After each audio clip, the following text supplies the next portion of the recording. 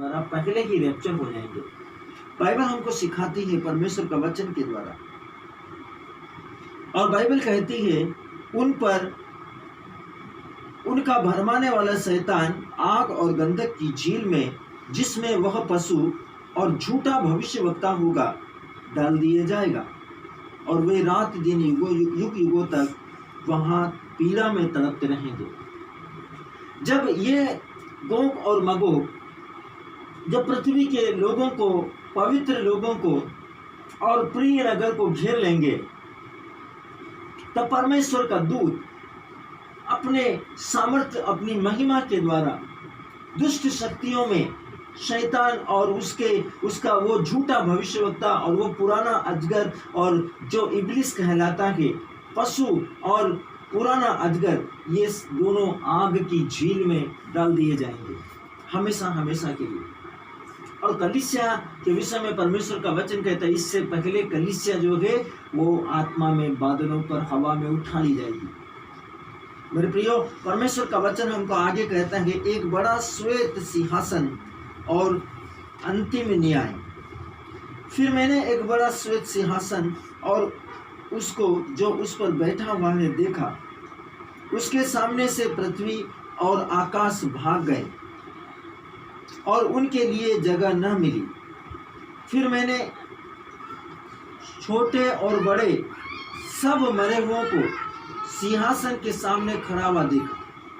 परमेश्वर का वचन कहता है, जब परमेश्वर सर्वशक्तिमान ईश्वर इन जातियों को और शैतान और उसके भरमाने वाले लोगों को और पशु को और झूठे भविष्यवक्ता को जब आग में डाल चुका होगा, उसके बाद क्या होगा? उसके बाद सब लोगों का न्याय होगा, सभी मृतकों का न्याय होगा, सभी जीवित लोगों का न्याय होगा।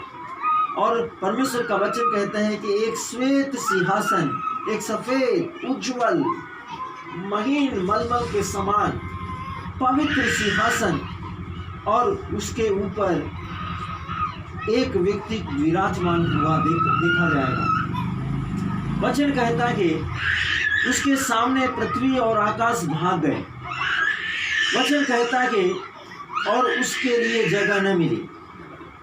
परमेश्वर का वचन कहता है, फिर मैंने छोटे बड़े और सब मरे हुओं को सिंहासन के सामने खड़े देखा।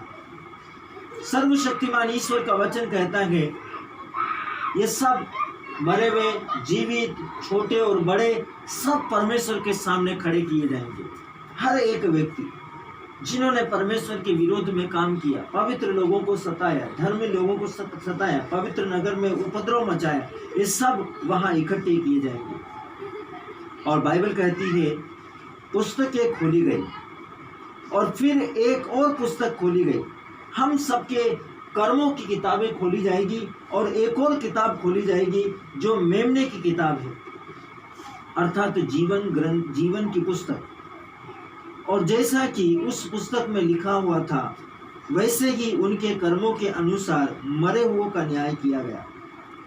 परमेश्वर का वचन कहता है जैसा उस पुस्तक में, जैसा हमने जो हमारे जीवन में हमने कर्म किए हैं, हमारे कर्मों के अनुसार हमारी सारी संपूर्ण जीवन का लेखा जोखा उसमें होगा और वो लेखा जोखा के अनुसार हमारा न्याय किया जाएगा। और जैसा उसमें लिखा होगा उसी के अनुसार हमारे कर्मों के अनुसार मरे हुओं का न्याय किया गया। समुद्र ने अपने मरे हुओं को जो उसमें थे दिया, और मृत्यु और अधोलोक और जो उसमें मरे हुए थे उनमें मरे हुए थे उन्होंने दे दिया, और उनमें से हर एक के कर्मों के अनुसार उनका न्याय किया गया।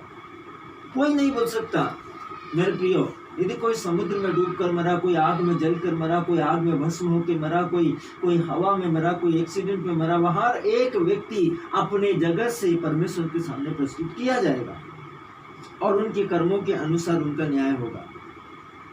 वचन कहता है मृत्यु और अधोलोक आग में डाल दिए गए। मृत्यु और अधोलोक, जो ये संसार के, ये मृत्यु और अधोलोक, नरक लोक कहाँ डाल दिया जाएगा? हमेशा हमेशा के लिए आग में। क्योंकि परमेश्वर ने ये मृत्यु और आग और अधोलोक नहीं बनाया, ये हमने चुना है। ये हमने चुना है, हमने उसको गढ़ा है, हमने उसकी कल्पना की, हमने परमेश्वर के वचन में रहना नहीं बल्कि अपनी मनमानी करने का रास्ता हमने चुना है। इसलिए जो मृत्यु है वो हमारे पापों का परिणाम है। अधोलोक जो है जिसमें हम दंड पाते हैं, जिसमें हम कष्ट सहते हैं, हमारी आत्मा अनंत आग की झील में दंड भोगती है, वो हमारे कर्मों का प्रतिफल है जिसको हमने चुना है। परमेश्वर ने हमको पवित्र जीवन जीने के लिए, आज्ञाकारिता में बने रहने के लिए, सुसमाचार, उसके वचन, उसके वाणी, उसके पवित्र वचनों के अनुशासन में रहने के लिए हमको जीवन दिया। लेकिन हमने परमेश्वर के वचन को अपने जीवन के किसी भी पल, किसी भी क्षण, किसी भी समय उसको महत्व नहीं दिया और हम अपने मनमानी का जीवन जीते रहे। इसलिए उस मनमानी के जीवन के कारण जो हमारे कर्मों के अनुसार हमारे जीवन का प्रतिफल था वो अधोलोक में अनंत आग की झील, हमारे पापों का परिणाम अनंत मृत्यु, आग और मृत्यु और अधोलोक दोनों आग की झील में डाल दिए जाएंगे। परमेश्वर का वचन कहता है और जिस किसी का नाम जीवन की पुस्तक में लिखा हुआ न मिला वह आग की झील में डाल दिया जाएगा। परमेश्वर का वचन कहता है कि जिस किसी का नाम जीवन की पुस्तक में अर्थात परमेश्वर के पवित्र इकलौते बेटे मेमने के जीवन ग्रंथ में नहीं है, उसको आग की झील में और उस गंधक की झील में डाल दिया जाएगा। ये परमेश्वर का, इसलिए परमेश्वर का वचन कहता है सचेत रहो, जागते रहो, सब समय प्रार्थना करते रहो, भरोसे के साथ मानव पुत्र के सामने खड़े रहने के योग्य होने के लिए अपनी आत्मा में, अपने विश्वास में, अपने जीवन में, सचेतना में और अर्ध चेतना में अर्थात नींद में भी आप आत्मा में प्रार्थना करते रहो, विश्वास में सब समय प्रार्थना करते रहो, सब वस्तुओं के लिए प्रार्थना करते रहो, सब परिस्थितियों के लिए प्रार्थना करते रहो, सारी सृष्टि के लिए प्रार्थना करो, विशेष करके याजकों के लिए, पुरोहितों के लिए, राजाओं के लिए, अधिकारियों के लिए, न्यायाधीशों के लिए, न्यायकर्ताओं के लिए, प्राइम मिनिस्टर के लिए, मुख्यमंत्री के लिए, कलेक्टर के लिए, एसपी के लिए, आईजी के लिए, डीआईजी के लिए, टीचर्स के लिए, डॉक्टर्स के लिए, इंजीनियर्स के लिए, हर एक व्यक्ति के लिए प्रार्थना करो, निरंतर निरंतर निरंतर प्रार्थना करो ताकि वे परमेश्वर के अनुशासन में रहे। परमेश्वर चाहता है आप आत्मा में सब समय प्रार्थना करते रहें। Hallelujah, hallelujah, hallelujah, hallelujah, hallelujah. Hallelujah. यीशु की स्तुति हो, यीशु की स्तुति हो, ईश्वर को धन्यवाद, ईश्वर को धन्यवाद। पिता की स्तुति हो, पिता की स्तुति हो, पिता को धन्यवाद, पिता को धन्यवाद। पावन आत्मा की स्तुति हो, पावन आत्मा की स्तुति हो, पावन आत्मा को धन्यवाद। पावन आत्मा को धन्यवाद। Hallelujah, hallelujah, hallelujah. हालेलुया।